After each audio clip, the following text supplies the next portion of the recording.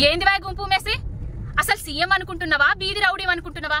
నీ ప్రజా వ్యతిరేక చర్యలను ఎప్పటికప్పుడు ఎండగడుతున్న మహిళా జర్నలిస్టులు సరిత విజయాల మీద ఈ రోజు నువ్వేదైతే 100% చేసినా రుణం మాపి అని ఊదర కొడుతున్నావో నీ ఊర్లో జరిగిందా లేదా అనేది ప్రజలకు తెలియజేద్దామని వెళ్తే నీ వీధి రౌడీలు నీ గూండాలతోటి నీ అనుచరులతోటి వాళ్ళ మీదికి భౌతిక దాడులకు దిగి వాళ్ళ ఫోన్లు వాళ్ళ మైకులు లాక్కొని వాళ్ళ మీద దాడులు తిరిగినవంటే ఎంతటి హేయమైన చర్య!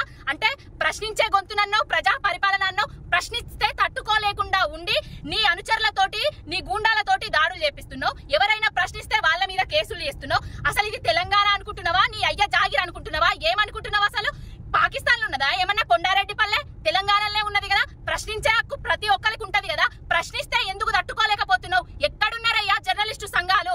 ఎక్కడున్నావమ్మా మహిళా కమిషన్ అమ్మా?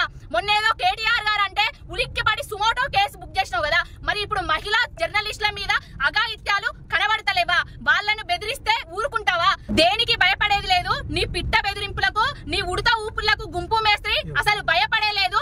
ఎప్పటికప్పుడు నీ ప్రజా వ్యతిరేకత చర్యలను ఎండగడుతూనే ఉంటాము. గుంపు మేస్త్రి బేషరతుగా క్షమాపణ చెప్పాలి మహిళా సోదరిమణులకు. ఎవరైతే వాళ్ళ మీద దాడి చేసిండ్రో వాళ్ళ